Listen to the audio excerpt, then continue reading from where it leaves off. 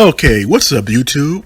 I have a video on some of the rarest weapons that were used by the American and South Vietnamese armed forces during the Vietnam War. Now, in this video, I'm going to be going over some of the rare infantry weapons, or some of the rare infantry weapons, and some of the prototype weapons or limited production weapons that were also tested or used during the Vietnam War. Now, when most people think of Vietnam War era weapons, they normally think of weapons like the XM177, which later became the M16, or the Colt Commando, which later became the CAR-15, along with a variety of limited production World War II weapons like the M50/M55 Rising.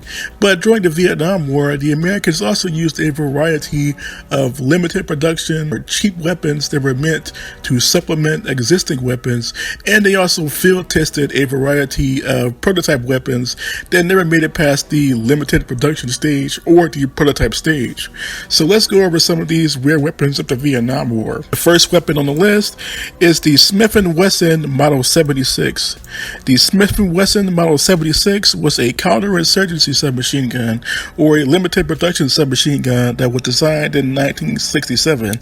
It was actually designed as a replacement for the Swedish Carl Gustaf M45, a submachine gun that was designed towards the very end of World War II. Now, in 1965, Sweden had actually put an embargo on the United States for getting involved in the Vietnam War, and as a result, the Americans had to come up with a replacement for the Carl Gustaf, and this weapon, the Smith & Wesson Model M76, was the replacement for the Carl Gustaf. Now, the M76 was actually used by American Navy SEALs, and a small number of these were also used by the South Vietnamese ARVN troops towards the end of the Vietnam War between 1968 and 1974. And this weapon was a cheap 9mm or 45 caliber submachine gun. These are basically cheap throwaway guns, really. I mean, to be realistic, they were less expensive than, say, an M16 or even an older M14 battle rifle, but they were good enough for close quarters battles, especially in the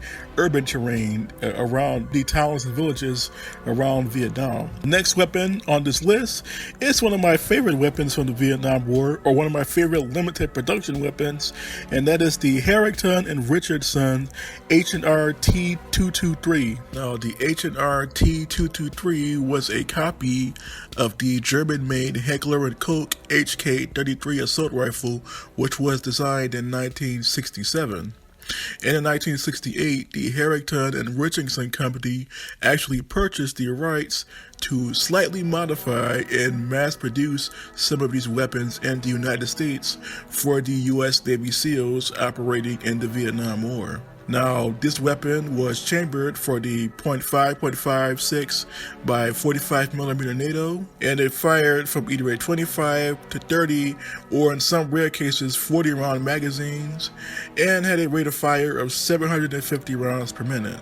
Now, this weapon was used in limited numbers by U.S. Navy SEALs and even some South Vietnamese forces during the Vietnam War, and it's one of the rare times that a German-made weapon was actually used by American forces in the Vietnam War, with the others being World War II vintage weapons like the Sturmgewehr 44 and the FG-42 Fallschirmjäger infantry rifles or assault rifles that were used in the Second World War by the German Army, but were also reused in the Vietnam War by American U.S. Navy SEALs and some Green Berets and even some South Vietnamese forces, and they were also used by the Viet Cong also. Now, the Herrington and Richardson's H&R T223 is one of my favorite of the Vietnam War era weapons, even though it's really just a copy of the German HK-33 assault rifle. But it was still a good weapon, although it was not mass produced in large numbers. At least about 200 to 500 of these weapons were made overall, and some of them were actually sent to Vietnam to be used by SEALs, Green Berets, and a small number were also used by the South Vietnamese ARVN forces. TRW Low Maintenance Rifle. The TRW Low Maintenance Rifle was an experimental insurgency assault rifle designed between 1971 and 1973 during the last days of the Vietnam War. This weapon was designed by a company called the Thompson, Rambo, and Woolridge Company, also known as the TRW Corporation. Now, during the years 1970 through 1973, the South Vietnamese army was losing massively to the North Vietnamese guerrillas, along with the Viet Cong and the NVA and a bunch of other foreign communist mercenaries from as far away as China and North Korea, for example. So during the latter years of the war, the United States needed more weapons to support the South Vietnamese government as the U.S. was starting to pull out of Vietnam during the year 1971 through 1973. This weapon was pretty much an experimental, fully automatic only assault rifle. This weapon was meant to be a cheap, substitute for the M16, which has started to become one of the primary weapons of the South Vietnamese military. And at the time, the U.S. wanted to continue to support the South Vietnamese military without spending a large amount of money, since the U.S. Army was pretty much pulling out and was not going to be there post-1973. This weapon here, the TRW LMR, is pretty much like a fusion between the M16 and the old German World War II era FG-42 or Fallschirmjäger 42. This weapon is pretty much, if you look at the design, that's basically what it is. This is basically a Vietnam era copy of the Fallschirmjäger 42, except it's only fully automatic mode. It does not have the ability to fire single shots or burst fire. This weapon was chambered for the 5.56 by 45 millimeter NATO and was fed by either a 20 to 30 round Stag-Nag magazine. This weapon had a rate of fire of only 450 rounds per minute, which is pretty slow, but keep in mind this is Vietnam, and at the time accuracy was key, especially in city battles or in battles in small rural towns and villages. And a slow rate of 450 rounds per minute pretty much is meant to conserve ammo or meant to slow the use of ammo. This weapon used a roller lock, open bolt, gas operated long stroke piston action. Pretty much like the FG-42. Well, not really like the FG-42. Take it back. The FG-42 is much faster and had a different gas system. This weapon never made it past the prototype stage. Only about 10 of these were ever produced. This weapon was much cheaper than the M16 at the time, or even the M14, or even an M1 Garand. The weapon only cost $130 to produce in 1971, which is pretty cheap, Unfortunately, this weapon was never issued. By 1972, 1973, the South Vietnamese were pretty much on their last leg, and eventually the capital of South Vietnam, Saigon, eventually fell to the North Vietnamese army and the Viet Cong. But this weapon, again, was meant to be used by the South Vietnamese, and it was also meant to be dropped behind enemy lines, dropped into towns and villages that were still sympathetic to the U.S. pro-democratic cause, or the pro-democracy cause, in the hope that the South Vietnamese would continue an insurgency, long after the South Vietnamese government had fallen. But again, that never happened, and this project was abandoned in 1973, before the end of the Vietnam War as a whole, or before the collapse of the South Vietnamese government as a whole. So what do you all think of this weapon? To me, it is one of the rare prototype weapons designed for the Vietnam War. So with that being said, let's move on to some of the shotguns that were used during the Vietnam War, or at least some of the rare shotguns that were used in limited numbers during the Vietnam War by both American troops, South Vietnamese Armed Forces, and U.S. Navy SEALs and Green Beret forces. And the first shotgun on the list is a really strange one, and that is the Armalite AR-17. The Armalite AR-17 was a limited production semi-automatic shotgun from 1964. And this weapon was only produced for about 2 years, between 1964 and 1966. Now, this weapon was chambered for the standard 12 gauge, but the strangest thing about this shotgun is that it only had a 2-round internal magazine. Yes, 2 rounds for a semi-automatic shotgun.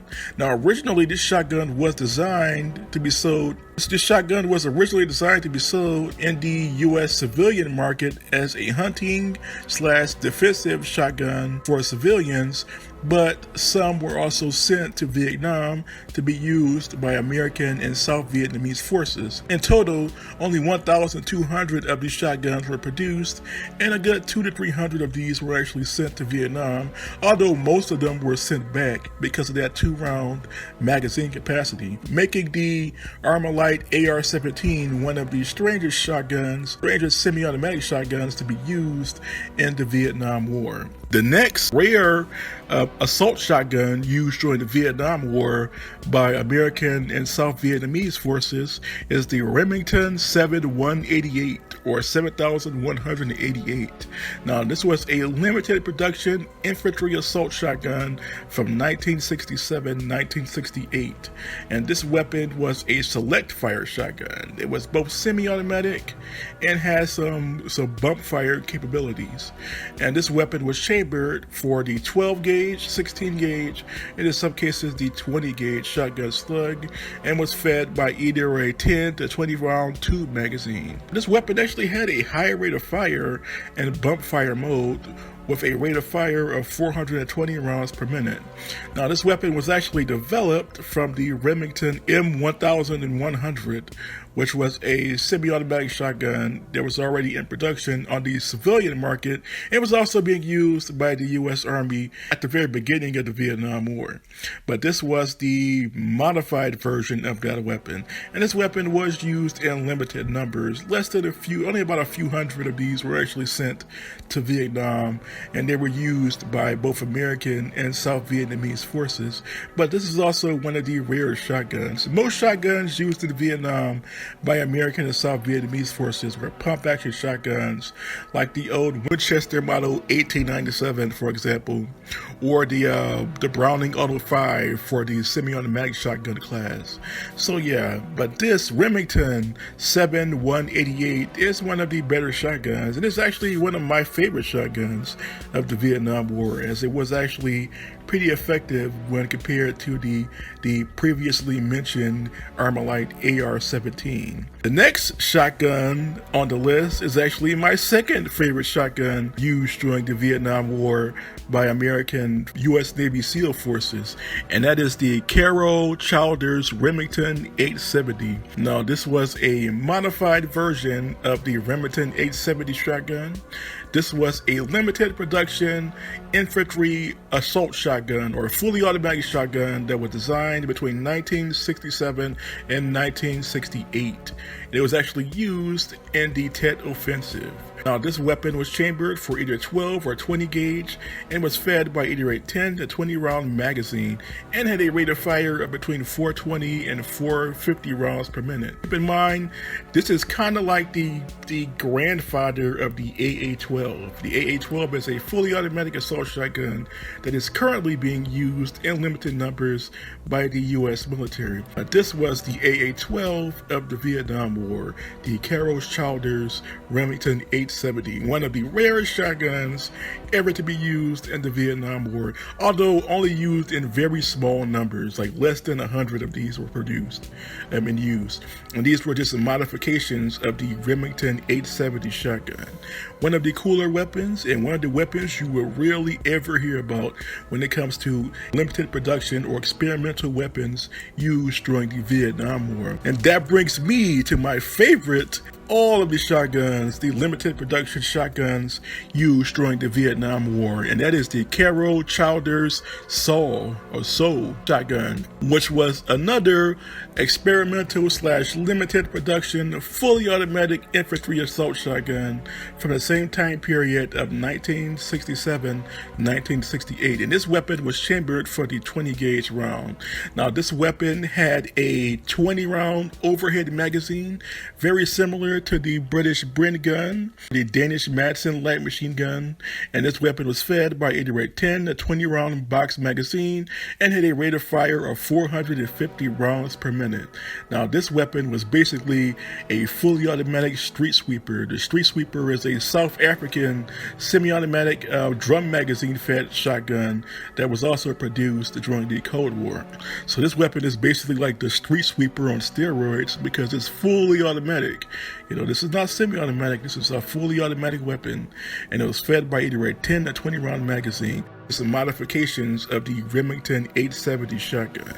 One of the cooler weapons, and one of the weapons you will rarely ever hear about when it comes to way back when Call of Duty Black Ops 1 came out. I was really hoping this weapon would be in that game, but nope. I guess Treyarch, the game developers, didn't know about this weapon, you know. And I also wish this weapon would at least appear in military documentaries about weapons used in the Vietnam War.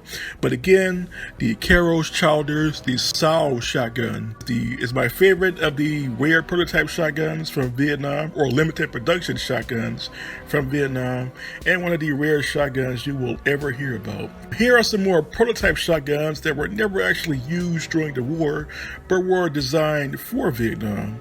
And the next shotgun on the list is the Colt Defender Mark I. Now this was an experimental rotating barrel double action shotgun from 1967. It was also chambered for either 12 or 20 gauge and had 8 barrels. Now this shotgun was very similar to the Gatling gun. It was a rotating double action shotgun that fired one barrel at a time, and each barrel had one shot, so you had 8 rounds for the shotgun. And this weapon was actually designed, one of the prototype shotguns being designed for potential use in the Vietnam War, but ultimately this prototype never made it past the prototype stage and never entered production, being one of the weapons that could have been used in Vietnam but was never used. The next weapon on the list is the Winchester Liberator Mark II and III. Now there was a Liberator Mark I, but that one was designed before the Vietnam War. The Liberator Mark II and III were designed between 1963 and 1966, and it was chambered for the 16 gauge shotgun slug. Now this was basically a volley shotgun.